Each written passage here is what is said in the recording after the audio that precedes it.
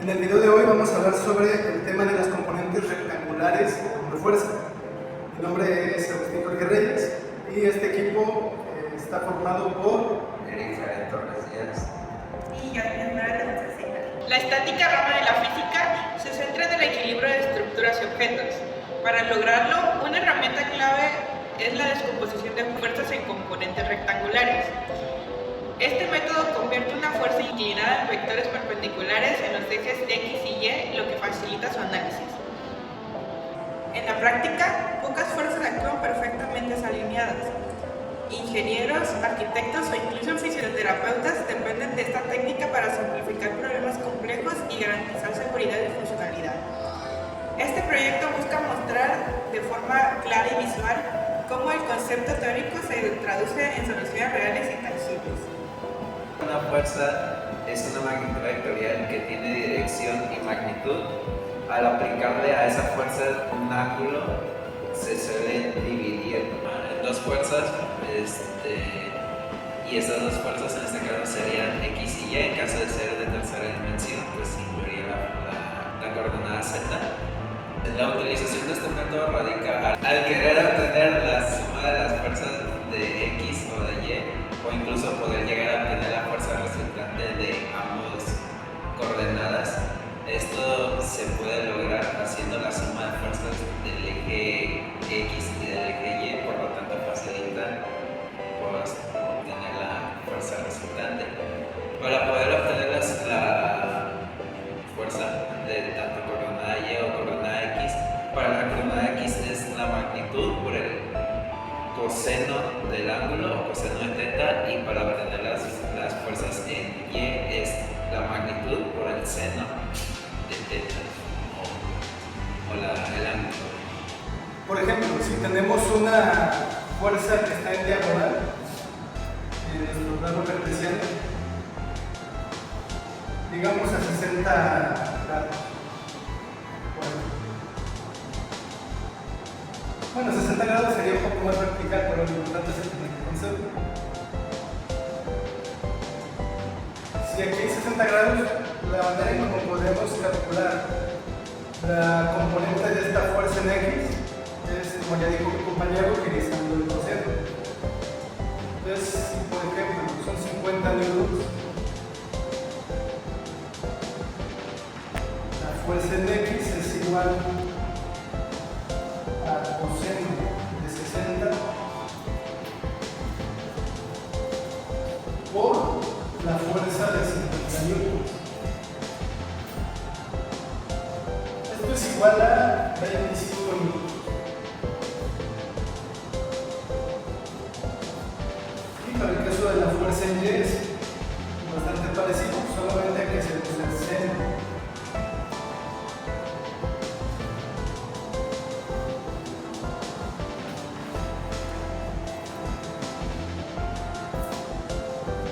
Y esto es igual a 43.3 newtons.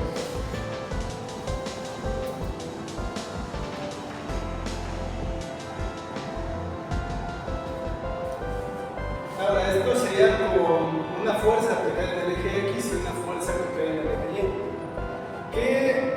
¿Qué tan larga es esta fuerza con relación a este resultante? Pues es como una proyección. Nosotros podemos verlo de esta manera y aquí están los 25 newtons.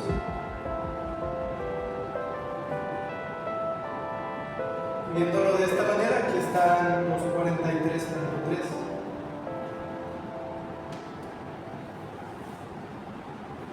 Sería más o menos así. Con el objetivo de representar los cálculos teóricos y ofrecer una representación visual más clara e intuitiva de la descomposición de vectores, procedimos a construir una maqueta.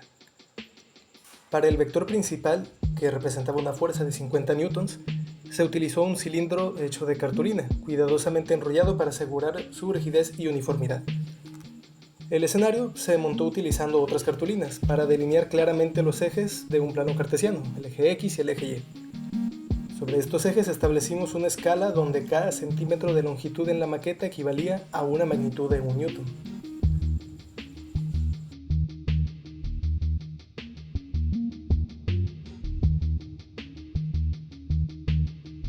El principio que deseábamos demostrar es que las componentes rectangulares de un vector son sus proyecciones ortogonales sobre los ejes.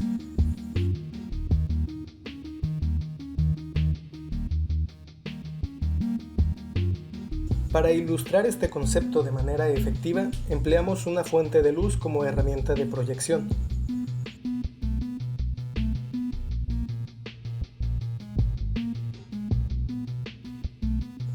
Al posicionar la linterna de manera que su haz de luz incidiera de forma perpendicular al eje X, la sombra del vector, que estaba colocada en un ángulo de 60 grados, se proyectó sobre el fondo que representaba dicho eje.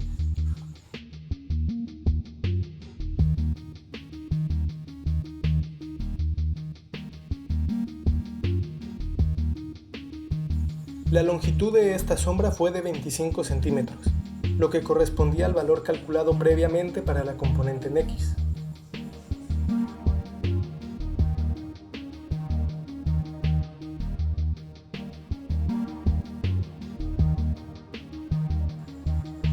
Posteriormente, repetimos el mismo procedimiento para el eje Y.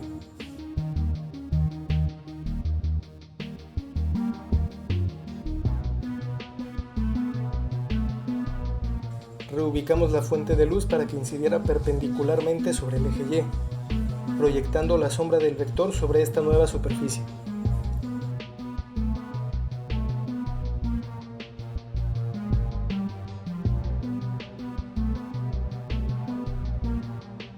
La sombra resultante midió 43.3 centímetros, confirmando visualmente el resultado teórico para la componente en Y.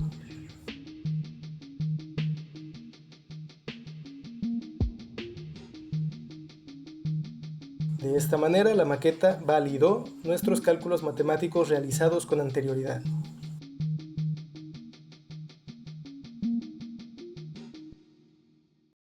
El aprendizaje de esto es la confirmación visual de que una sola fuerza puede entenderse como la suma de sus componentes sobre ejes perpendiculares. Las mediciones coinciden con los cálculos trigonométricos, demostrando la precisión del modelo matemático. Este principio tiene aplicaciones en muchos campos. En ingeniería y arquitectura garantiza estructuras seguras al calcular cómo se distribuyen cargas y tensiones.